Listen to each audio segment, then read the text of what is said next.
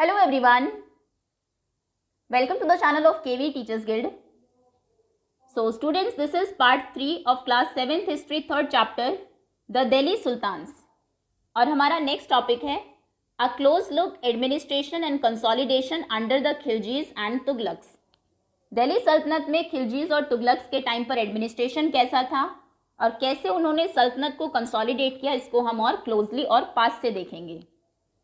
So the consolidation of a kingdom as vast as the Delhi Sultanate needed reliable governors and administrators. Part 1 में हमने देखा कि दिल्ली सल्तनत एक बहुत वास्ट किंगडम था, एक बहुत बड़ा साम्राज्य था. ईस्ट में बंगाल से लेकर वेस्ट में ये सिंध तक फैला हुआ था.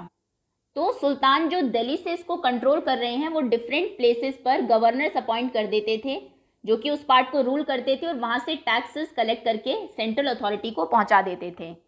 अभी ये जो गवर्नर्स हैं, जब ये बहुत पावरफुल हो जाते थे उस जगह पर, या फिर इनको लगता था कि सेंट्रल अथॉरिटी वीक हो रही है, तो ये सल्तनत से अलग हो जाते थे और अपने आप को इंडिपेंडेंट घोषित कर देते थे. तो अगर इतने वास्ट किंगडम को आपको कंसोलिडेट करना है और पावरफुल बनाना है, उस पर कंट्रोल करना है, तो ऐसे गवर्नर्स और एडमिनिस्ट्रेटर्स आपको चाहिए जो रिलायबल हो, जिन पर आप भरोसा कर सके. Rather than appointing aristocrats and landed chieftains as governors. So aristocrats जो हायर सोशल क्लास के लोग थे या फिर जो ज़मींदार थे, उनको गवर्नर्स बनाने की बजाय जो अर्ली दिल्ली सुल्तान्स थे, स्पेशली इल्तुतमिश, वो इस बात को ज़्यादा फेवर करते थे कि उनके जो स्पेशल स्लेव्स हैं जो कि खरीदे हैं उन्होंने स्पेशली मिलिट्री सर्विस के लिए, जिनको कि बंदगा बोलते थे पर्शियन में, उनको गवर्नर्स बनाया जाए. उस टाइम पर कुछ स्लेव्स, कुछ गुलाम खरीदे जाते थे मिलिट्री सर्विस के लिए.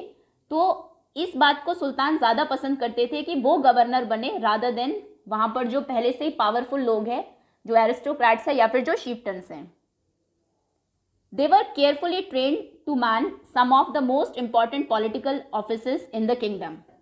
सो किंगडम राज्य में जो कुछ स्पेशल बहुत इंपॉर्टेंट पॉलिटिकल ऑफिसेस थे, उनमें काम करने के लिए इनको बहुत केयरफुली ट्रेन किया जाता था इन बंदगास को. Since they were totally dependent upon their master, the Sultan could trust and rely upon them. क्योंकि ये स्लेव्स थे, गुलाम थे, टोटली ये डिपेंडेंट थे सुल्तान के ऊपर ही. सुल्तान से ही इनकी पावर थी. जो जिस लोकल एरिया में ये रूल कर रहे हैं वहाँ पर कोई इनको जानता नहीं था, तो कम्प्लीटली जो सुल्तान है वो इन पर ट्रस्ट कर सकता था, इन पर रिलाई कर सकता था. स्लेव्स रादर देन सन्स, बेटों से बढ़कर गुलाम. द सुल्तान्स वर एडवाइज्ड, उस टाइम पर सुल्तान्स को ये एडवाइस किया जाता था, ये सलाह दी जाती थी, दैट अ स्लेव हुम one has brought up and promoted, एक गुलाम जिसको आपने बड़ा किया है, जिसको प्रमोट किया है, मस्ट बी लुक आफ्टर, उसको लुक आफ्टर करना, उसकी देखभाल बहुत ज़रूरी है. Because it need a whole life time, क्योंकि कई बार पूरी ज़िंदगी निकल जाती है और एक अच्छा गुलाम नहीं मिलता. And good luck to find a worthy and experienced slave, और वर्दी और एक्सपीरियंस्ड स्लेव को पाने के लिए आपकी किस्मत भी अच्छी होनी चाहिए. Wise men have said that a worthy and experience slave is better than a son. तो उस टाइम जो वाइस मैन, जो बुद्धिमान लोग थे, उनका ऐसा मानना था कि एक वर्दी और एक्सपीरियंस्ड स्लेव एक सन से भी बेटर है. Can you think of any reason why a slave would be better than a son? क्यों सन से बेटर समझते होंगे उस टाइम स्लेव को? क्योंकि सन कई बार किंगडम के लिए फादर और सन में लड़ाइयाँ भी होती थी, लेकिन स्लेव हमेशा ही लॉयल रहते थे अपने सुल्तान्स के लिए. ओके, एक वर्ड देख लेते हैं, client. Someone who is under the protection of another and a dependent और हैंगर ऑन. कोई भी पर्सन जो दूसरे की प्रोटेक्शन में हो, उस पर डिपेंडेंट हो, उसको क्लाइंट बोलते थे.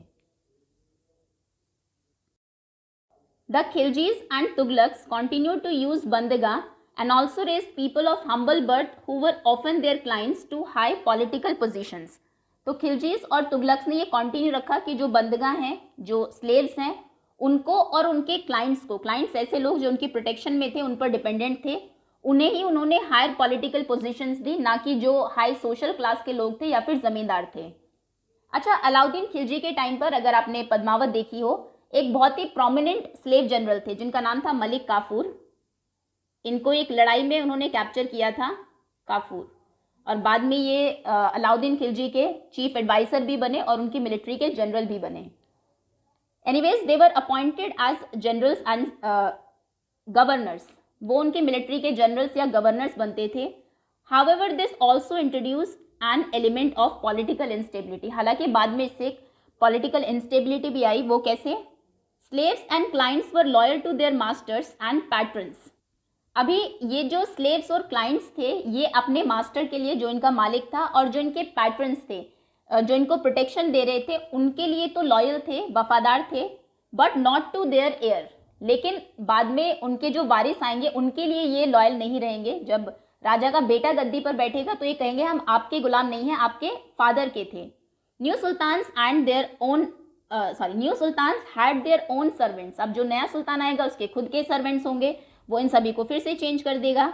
As a result of the accession of a new monarch, जैसे ही नया मोनार्क एसेस करेगा, गद्दी पर बैठेगा, often so conflict between the old and new nobility. तो फिर नए सरदार बनेंगे, हर जगह के गवर्नर्स को चेंज किया जाएगा, तो पुराने और नए जो गवर्नर्स हैं, जो नोबिलिटी है, उनमें फिर कॉन्फ्लिक्ट होना शुरू होगा। तो इस तरीके से थोड़ी पॉलिटिकल इंस्टेबिलिटी भी आएगी इसकी वजह से।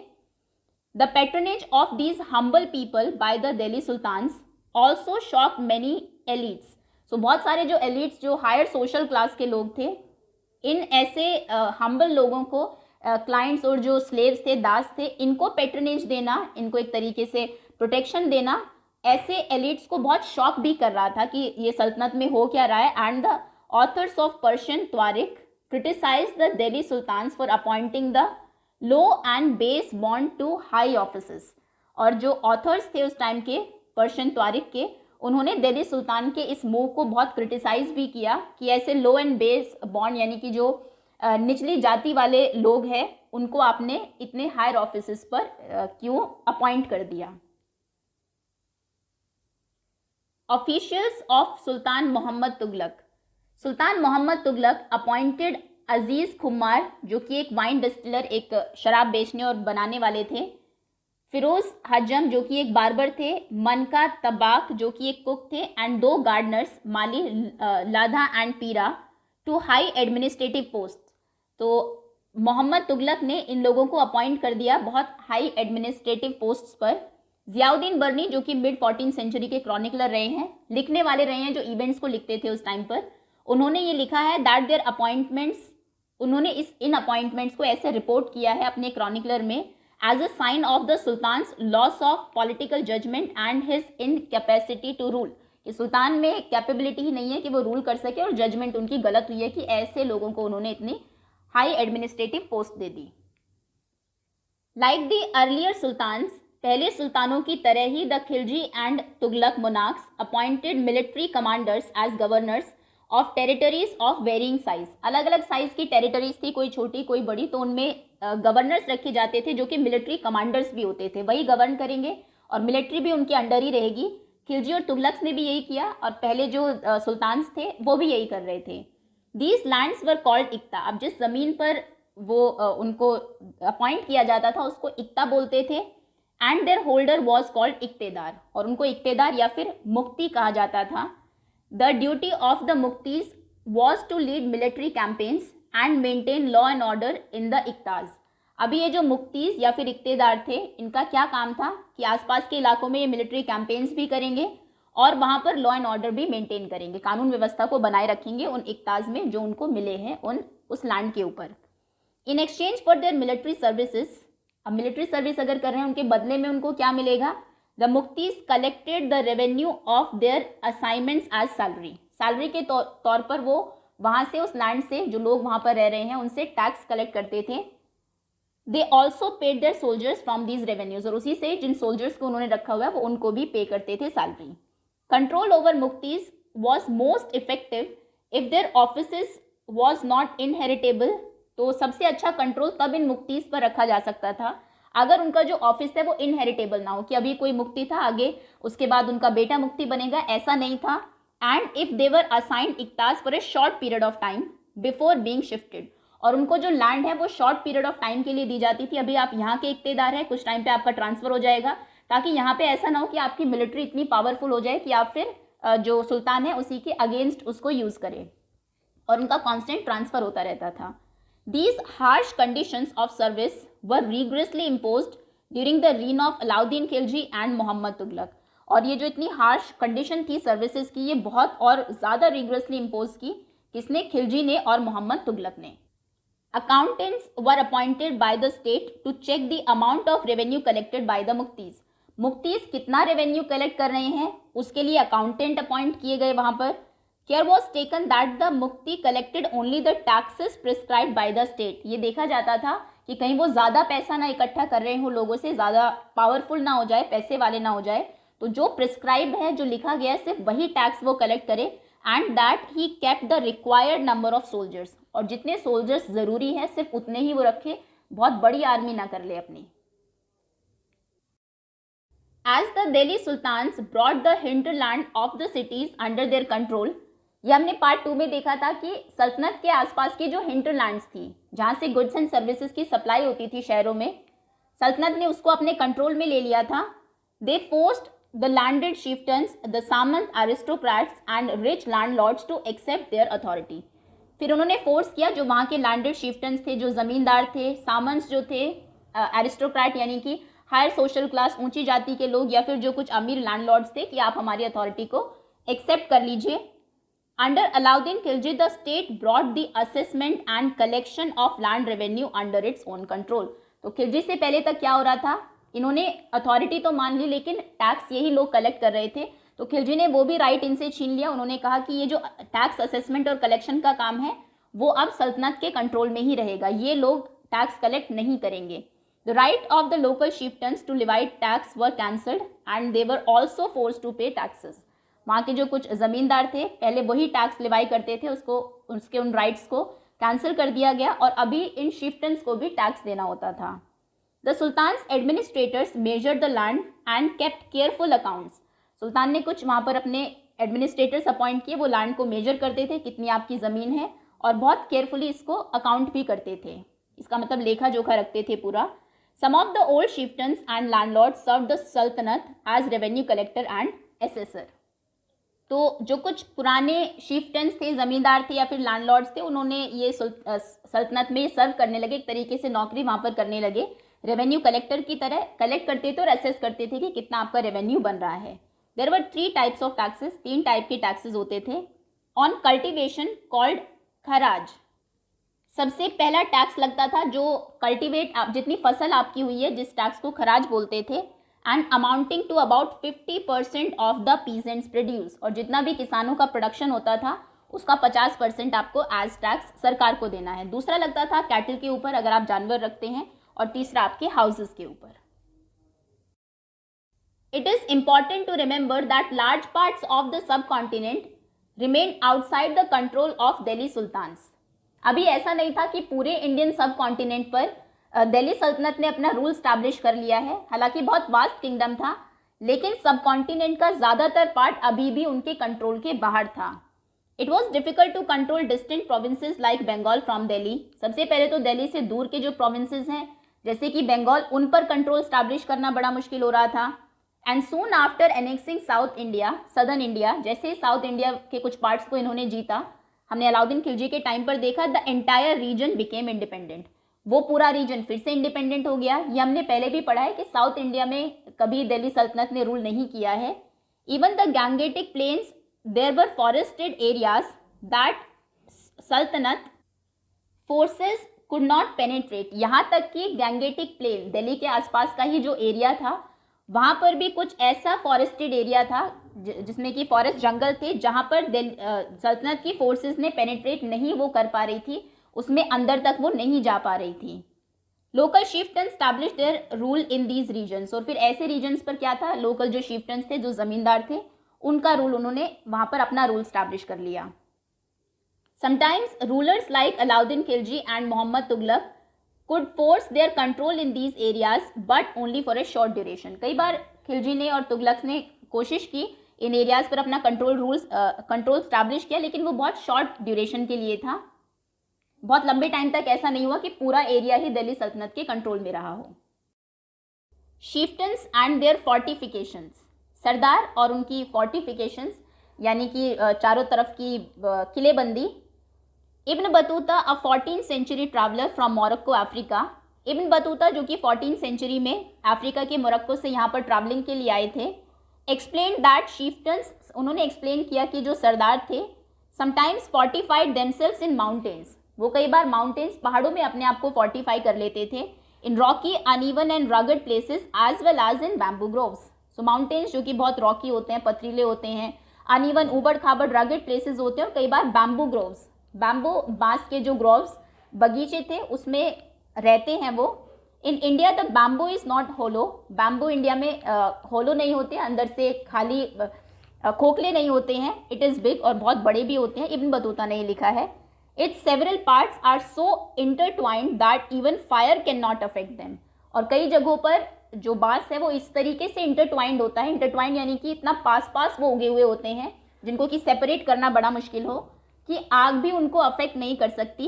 And they are on the whole very strong, और एज अ होल वो बहुत स्ट्रांग होते हैं। तो उनकी एक तरीके से किलेबंदी करके उनको चारों तरफ बांस होते हैं या फिर रॉकी माउंटेन्स होते हैं, उनके बीच में ये सरदार रहते थे।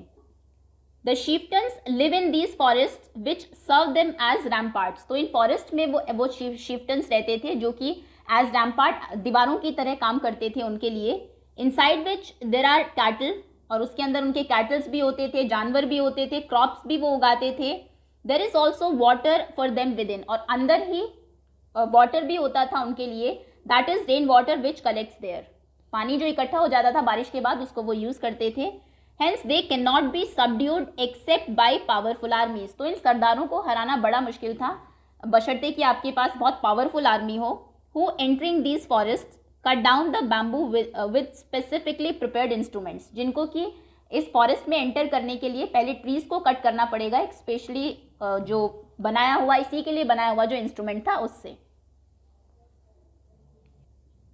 The mongols under Changez Khan, यहाँ पर जी की तरह ही प्रोनाउंस होगा, चंगेज खान बोलते हैं हिंदी में, Changez, invaded Transoxiana in north east Iran in 1219। अभी 1219 में ईरान के नॉर्थ ईस्ट पार्ट में ट्रांस ऑक्सियाना पर इन्वेड किया चंगेज खान ने, and the Delhi saltanat face their onslaught soon after, और उसके बहुत जल्द ही उसके बाद उनका ऑनस्लॉट यानी कि जो एक बहुत वायलेंट और स्ट्रॉन्ग अटैक था उसको दिल्ली सल्तनत ने भी फेस किया।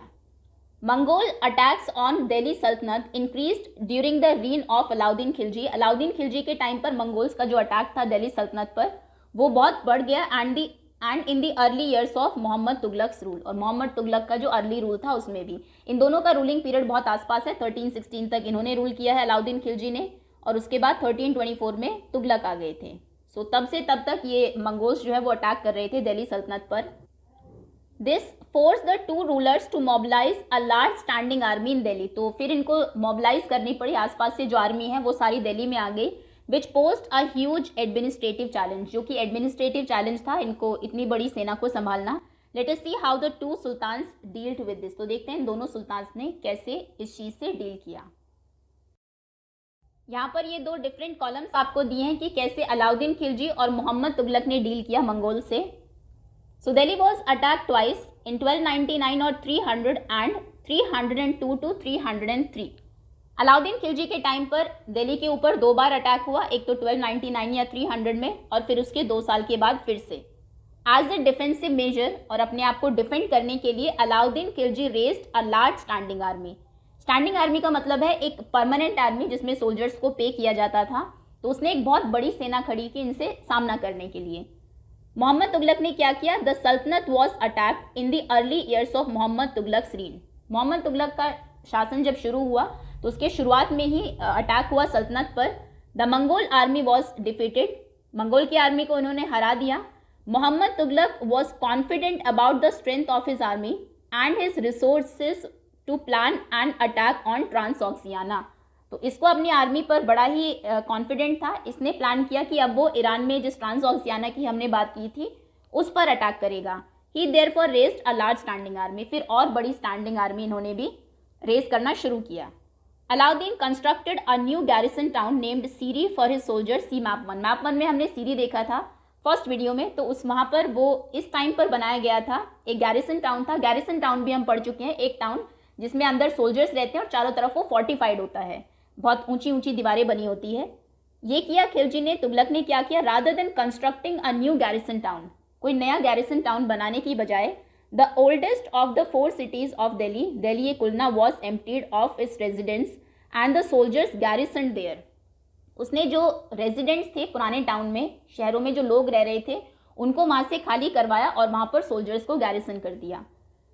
The residents of the old city were sent to the new capital of Daulatabad in the south, और लोगों को वहाँ से दौलताबाद में भेज दिया गया। The soldiers had to be fed, अब सोल्जर्स को खिलाना भी है। वो कैसे होगा? This was done through the produce collected as tax from lands between the Ganga and Yamuna. Ganga और यमुना के बीच में जो जगह थी जहाँ पर पीजेंट्स प्रोड्यूस कर रहे थे, क्रॉप्स उगा रहे थे, वहाँ से टैक्स कलेक्ट किया गया। टैक्स के रूप में उन्होंने क्रॉप को ही कलेक्ट किया। Tax was fixed at 50% of the peasants yield. जितना भी आपका यील्ड होगा, फसल उगेगी, उसका 50% आपको सल्तनत को देना होगा, वो वहाँ पर जाएगा और उससे सोल्जर्स को खाना खिलाया जाएगा। मोहम्मद तुगलक ने क्या किया? Produce from the same area was collected as tax to feed the army. उसी एरिया से, ये गंगा और यमुना के प्लेन में नहीं गए, आसपास के एरिया से इन्होंने टैक्स कलेक्ट किया आर्मी को फीड कराने के लिए। But to meet the expense of maintaining such a large number of soldiers, क्योंकि अटैक करना है ट्रांसऑक्सियाना पर, तो बहुत ज़्यादा सोल्जर्स थे। अब उनको उनकी एक्सपेंसेस भी है, उनकी सैलरी भी है, तो उसको देने के लिए the sultan levied additional taxes, सुल्तान ने और एक्स्ट्रा टैक्सेस लिवाई किए। This coincided with famine in the area, और फिर वहाँ पर उस एरिया में अकाल आ गया, तो और इससे मतलब प्रॉब्लम हुई होगी बाद में लोगों को टैक्स पे करने में। बट ये जब एडिशनल टैक्स आया उसी टाइम पर वहाँ पर फेमाइन भी आ गया था। Now the soldiers had to be paid, अभी सोल्जर्स को पे करना है, उन्हें सैलरी देनी है। Alauddin chose to pay his soldiers salaries in cash rather than iqtas. उस टाइम पर सोल्जर्स को सैलरी इक्ताज के तौर पर दे दी जाती थी, यानी कि एक लैंड का पार्ट दे दिया गया। लेकिन अलाउद्दीन ने चूज़ किया कि वो सैलरी उनको कैश में देगा। कैश मतलब वो पेपर मनी नहीं, उस टाइम पर सिल्वर और गोल्ड के कॉइन्स चलते थे, वो उनको देगा सैलरी के तौर पर, इक्ताज नहीं देगा। The soldiers would buy their supplies from merchants in Delhi, ताकि जिस चीज़ की ज़रूरत है सोल्जर्स को, वो दिल्ली के मर्चेंट से वो कॉइन्स देकर खरीद सके। And it was thus fear that merchants would raise their prices, अभी ये डर था सुल्तान को कि कहीं मर्चेंट्स अपने प्राइजेस ना बढ़ा दें और फिर उन्हें उन सोल्जर्स को और ज़्यादा सैलरी देनी पड़े। टू स्टॉप दिस, इसको रोकने के लिए Alauddin control the prices of goods in Delhi, Delhi में गुड्स के प्राइजेस को उसने कंट्रोल किया। Prices were carefully surveyed by officers, officers appoint किए गए जो प्राइसेस को सर्वे करते थे। And merchants who did not sell at prescribe rates were punished, और जो मर्चेंट्स प्रिस्क्राइब रेट से ज़्यादा पर बेचेगा उसको फिर पनिश किया जाता था। ओके, तुगलक क्या करता है सैलरी के लिए? Mohammad Tughlaq also paid his soldiers cash salaries ही वो भी देगा। But instead of controlling prices, लेकिन प्राइस कंट्रोल करने की बजाय he used a token currency, उसने उनको जैसे कि गोल्ड और सिल्वर के कॉइन नहीं दिए, टोकन करेंसी यूज़ की। Somewhat like present day paper currency, जैसे आजकल पेपर करेंसी है वैसे ही, but made out of cheap metals, जो कि चीप मेटल्स की बनती थी, गोल्ड या सिल्वर की नहीं। People in 14th century did not trust these coins, अब 14th सेंचुरी के जो लोग थे वो इन कॉइन्स को ट्रस्ट ही नहीं करते थे। दे वर वेरी स्मार्ट, वो बहुत स्मार्ट भी थे। एक्चुअली ये मूव बड़ा फेलियर रहा था तुगलक का। They saved their gold and silver coins, उन्होंने अपने गोल्ड और सिल्वर के कॉइन्स तो बचाने शुरू किए। And paid all their taxes to the state with this token currency, इस टोकन करेंसी से ही वो अपनी सैलरी अपनी टैक्सेस पे करने लगे। This cheap currency could also be counterfeit easily, ये बहुत नकली बनने लगे सिक्के। काउंटरफीटेड यानी कि एक तरीके से उसकी कॉपी बना लेना, जैसे नकली नोट आजकल बोलते हैं लोग, तो उस टाइम पर भी लोगों ने यही किया, क्योंकि उसने नए सिक्के चलाए थे जो कि बहुत सस्ते मेटल के बनते थे, ताकि सैलरी के तौर पर उसको गोल्ड और सिल्वर ना देना पड़े। तो लोगों ने भी वही किया, अपने घर पर ये सिक्के बना लिए और वो भी टैक्स के तौर पर ये सिक्के ही अब गवर्नमेंट को देने लगे। Alauddin's administrative measures were quite successful, administration के लिए जो मेजर्स लिए अलाउद्दीन ने वो सक्सेसफुल रहे। And chronicler praised his reign for its cheap prices and efficient supplies of goods in the market, और उस टाइम की जो क्रॉनिकलर है उन्होंने बहुत तारीफ की है अलाउद्दीन की कि किस तरीके से प्राइसेस को उसने कंट्रोल किया और गुड्स की एफिशिएंट सप्लाई बनी रही मार्केट में। He successfully withstood the threat of Mongol invasion, और मंगोल इन्वेड कर लेंगे ये जो एक थ्रेट खतरा था इसको भी विथस्टैंड यानी कि उसने झेल लिया। Mohammad Tughlaq's administrative measures were a failure, इसके जो एडमिनिस्ट्रेटिव मेजर्स थे वो कंप्लीटली फेलियर थे। His campaign into Kashmir was a disaster, पहले इसने कश्मीर पर कैंपेन की अपनी आर्मी कैंपेन, वो डिजास्टर्स रही, कंप्लीटली फेल रही। Then he gave up his plan to invade Transoxiana, तो कहाँ ये ट्रांसऑक्सियाना को इन्वेड करने की सोच रहा था, वो प्लान इसने कैंसिल कर दिया। And disbanded his large army, जो लार्ज आर्मी बनाई थी उसके लिए उसको डिसबैंड कर दिया। मीनवाइल इसी बीच में जो एडमिनिस्ट्रेटिव मेजर्स इसने लिए थे उन्होंने भी बहुत कॉम्प्लिकेशंस क्रिएट की। The shifting of people to Daulatabad was resented. हमने देखा था कि इसने नया कोई गैरिसन टाउन नहीं बनवाया था, जो पुराने टाउन्स थे वहाँ से लोगों को बोला आप दौलताबाद चले जाइए, और उसमें गैरिसन कर दिया था अपने सोल्जर्स को। तो अपना घर छोड़ के लोग दूसरे शहर में जाके बसेंगे तो ऑब्वियसली रिजेंट होगा, वो इस चीज़ के खिलाफ बोलेंगे, उनमें गुस्सा होगा। The raising of taxes and famine in the Ganga Yamuna belt led to widespread rebellion. Tax आपने बढ़ा दिए, ऊपर से फेमाइन अकाल पड़ गया है, लोगों की वैसे ही फसल नहीं हो रही, तो लोग रिबेलियस हो गए। And finally the token currency had to be recalled. ये तो सबसे बड़ा फेलियर था कि आपने एक ऐसी करेंसी बना दी, लोग घर में नोट छाप रहे हैं और उसी से टैक्स पे कर रहे हैं, तो इसको भी फिर से रिकॉल करना पड़ा, वापस लेना पड़ा कि अब से ये नोट नहीं चलेंगे।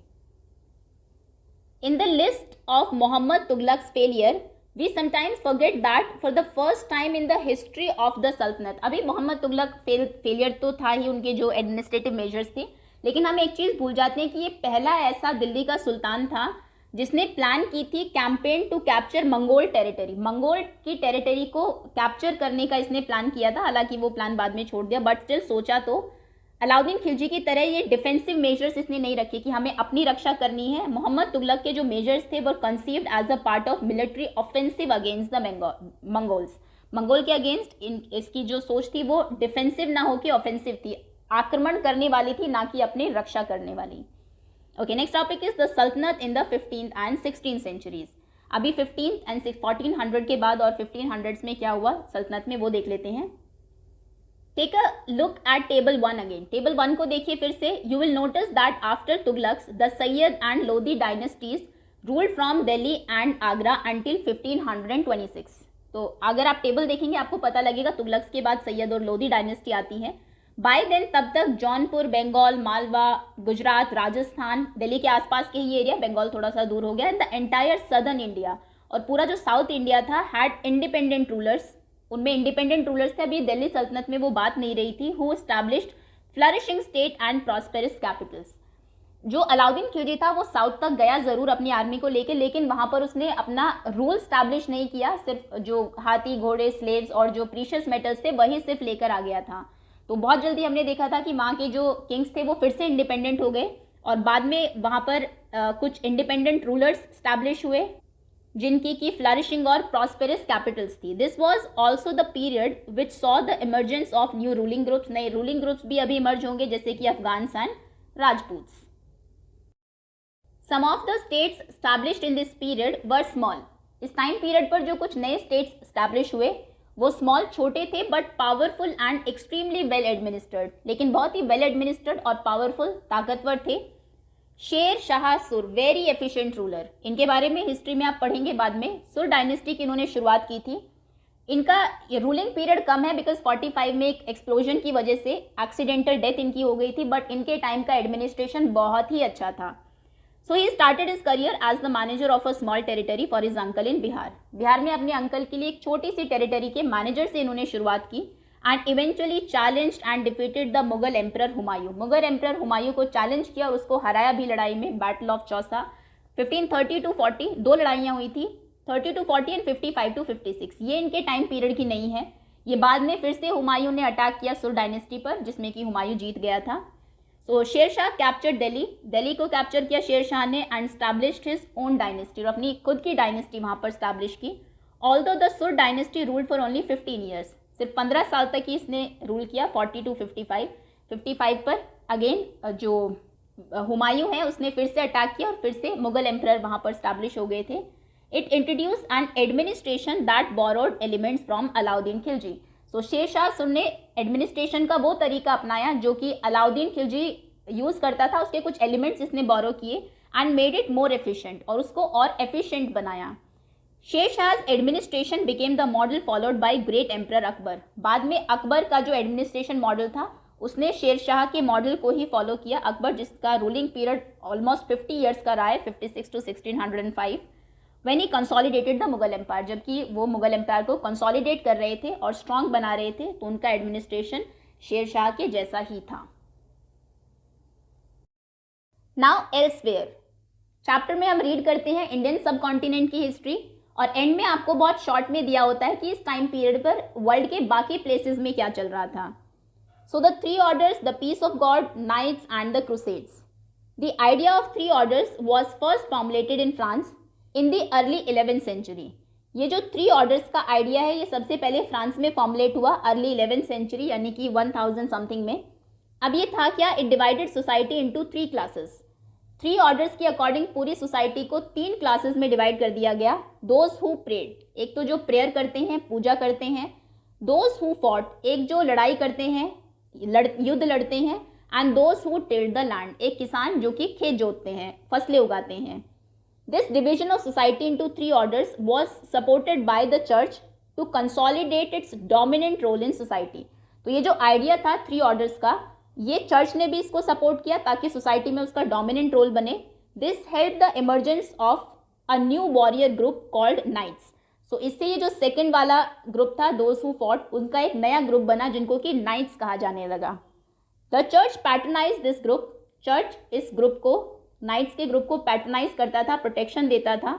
And use them to propagate their idea of peace of God, और उनको यूज़ करता था अपना जो आइडिया है पीस ऑफ गॉड को प्रोपोगेट करने के लिए, लोगों तक पहुंचाने के लिए. The attempt was to direct warriors away from conflict among themselves. कोशिश करते थे कि आपस में वो ना लड़े जो उनके वॉरियर्स हैं, जो नाइट्स हैं. And send them instead on a campaign against the Muslims who had captured the city of Jerusalem. Muslims ने जेरूसलम को कैप्चर कर लिया था, तो इन नाइट्स को वहाँ पर भेजा जाता था मुस्लिम्स के अगेंस्ट कैंपेन करने के लिए.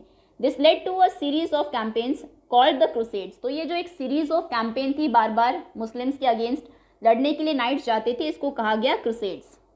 These campaigns in the service of God, और ऐसा कहा जाता था कि आप गॉड को सर्व कर रहे हैं, भगवान की सर्विस में आप ये कर रहे हैं. And the church completely altered the status of knights. इसने कंप्लीटली स्टेटस जो था नाइट्स का उसको एकदम से चेंज कर दिया. शुरुआत में originally the knights did not belong to the class of nobles.